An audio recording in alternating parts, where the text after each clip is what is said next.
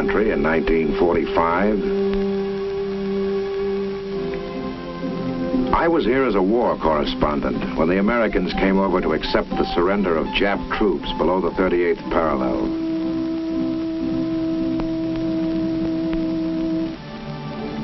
I remembered how restful the green rice paddies looked. The peaceful villages and towns like Tejon. It didn't amount to much, like any small town anywhere, but it was home to these people. Seoul was different. It was a big town, the capital city, with 1.5 million people. And they were all gay. Seoul was celebrating freedom after 40 years of Jap rule, of Russian interference under the Tsars, and centuries of Chinese domination.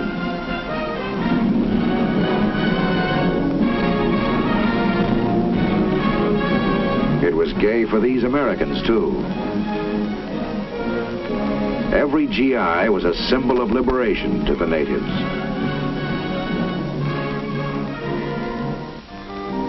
I learned something about Koreans. I learned that these people, so remote from us, strange even to their fellow Asiatics, were simple human beings who wanted to live in peace and independence. They took me around their colorful 500-year-old city, showed me the buildings they were proud of, the Capitol, the Fine Arts Museum, Changdeok Palace,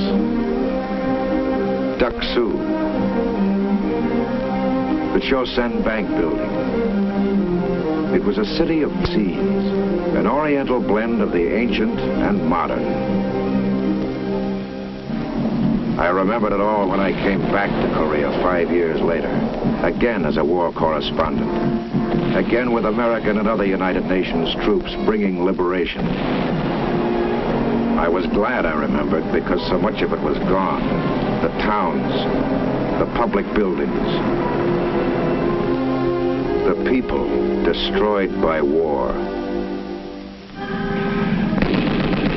This time the liberation had to be fought for, bitterly, heartbreaking. This time there was no celebration and no gaiety. Tanks, not floats, paraded in the streets. And the air was filled with bullets, not confetti.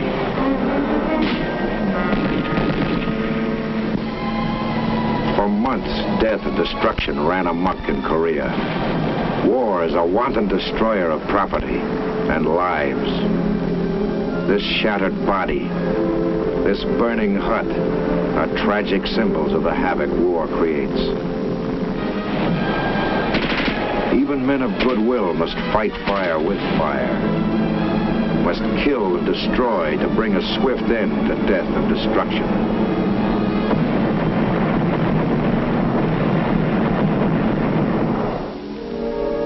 Our soldiers learned early, however, that in this battle there were terror and savagery.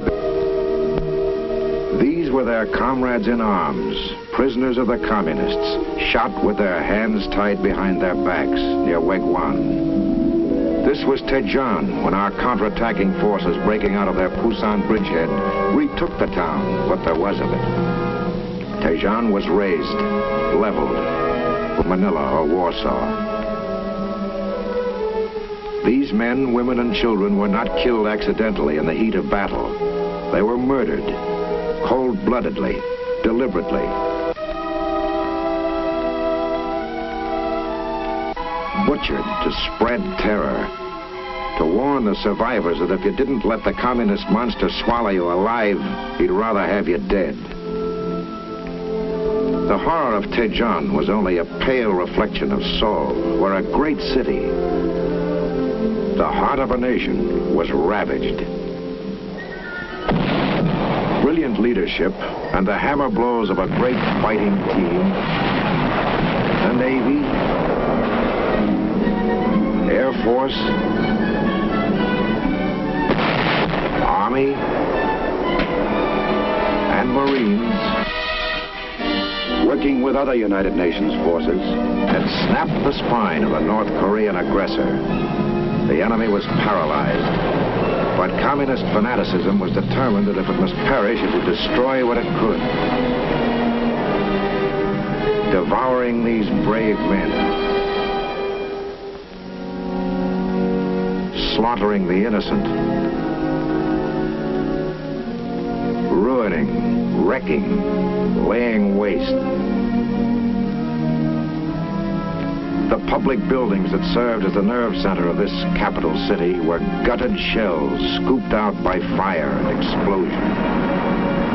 The factories became funeral pyres of this poverty-stricken people's hard-won hopes for economic betterment. These ashes were our receipt for the hundreds of millions of dollars, the years of patient teaching of industrial techniques we had lavished here.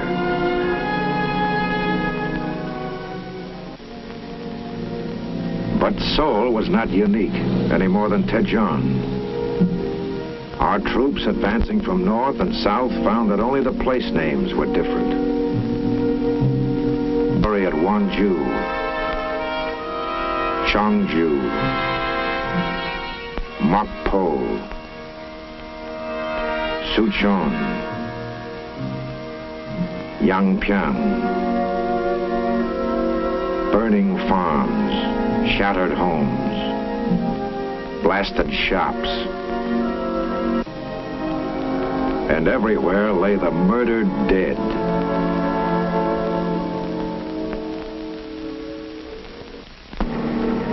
The scenery of destruction is monotonous. Atrocity stories keep repeating themselves. How can I tell you? What can I show you of the 10,000 human beings slaughtered in Seoul? Perhaps it isn't exactly 10,000. Perhaps the total figure right now is approximate, if that makes any difference. In time, we'll get a careful tabulation. We'll learn the exact number of the slaughtered, down to the last corpse. Of course, some atrocities will not be counted at all, because they were perpetrated on the living. Atrocities of the spirit. The heartbreak. The shattered families. The broken lives. All the dead, however, will be certified by the United Nations Commission on Korea. Each case will be thoroughly documented. The doubters and the cynics, the hard-boiled sophisticates who scoffed at the stories of Dachau and Buchenwald and called it propaganda will be able to check the record if they wish.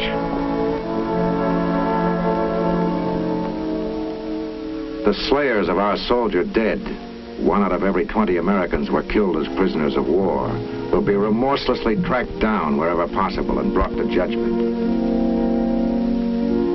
But what of the greatest atrocity of all, the instigation of this wanton war? What of the cynical murderers who ordered it? What penalty for them? This need never have been. These honored dead need never have sacrificed their lives for American honor and good faith.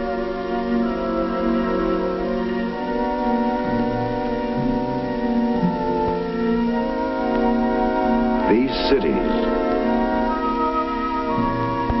these homes need never have been destroyed. These primitive North Koreans, these misguided fools need never have been led to the slaughter. Their minds and emotions set ablaze by false promises and giant lies, perverted by those who would make all mankind their dupes in their lust for world control. This communist imperialism is the real criminal. Its crime in Korea was a mistake, a costly one. Not for them, for us. We paid, and the people of Korea paid.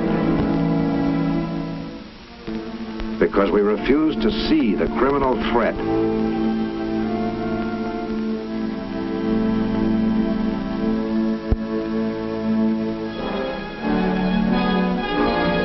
Boldness, skill, and fighting heart defeated the threat in Korea.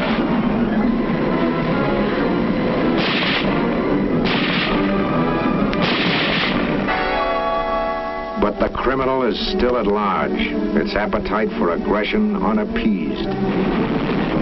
There must not be other Koreans in other lands. There will not be as long as we remain vigilant and strong. Not only these men, but all of us, the civilian, the citizen, the worker, and taxpayer. The cost will not be small. Liberty is never cheap. The price we pay will be bargain insurance, however, if it prevents more of this. Let us not forget this, for our sake as well as for the rest of the world's. If we value our lives, our homes, and our freedom, let us remember the crime of Korea.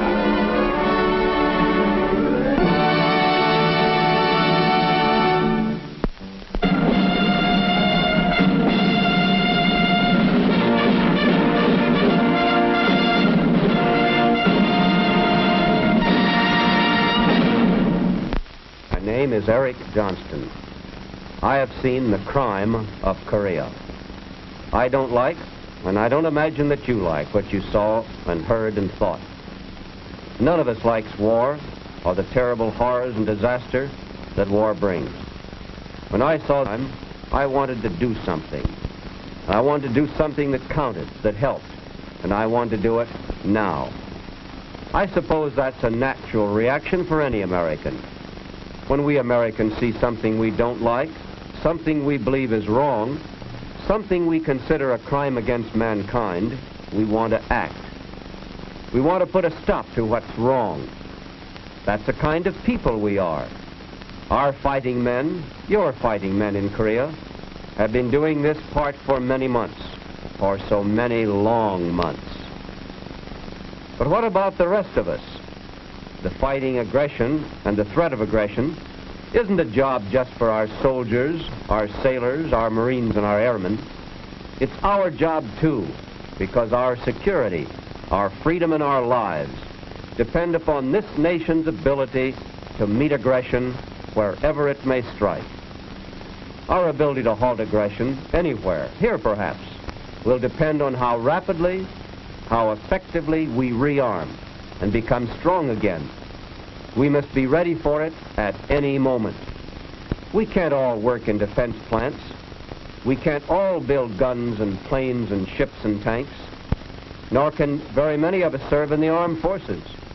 But we all can take a part in the national defense program.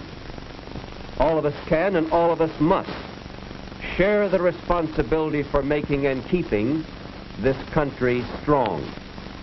A vital part of our strength is the strength of our economy, the strength and the power and the dollars we earn and spend and save. Each of us can share in two jobs, paying as we go for our arsenal of defense and building as we go the strength of our dollars. By buying defense bonds, not just one, but as many as we can, by signing on the payroll savings plan, and by doing it now, right now. After I saw the film you have just seen, a film that shows exactly what is taking place in Korea, a film that could be typical of other communist aggressions anywhere, anytime, I was glad that I could buy defense bonds, and in that way help to fight communist aggression. Fighting with bonds today can help prevent crimes like the crime of Korea from taking place elsewhere and even here tomorrow. You can fight for your future today by joining America's Defense Bond Army.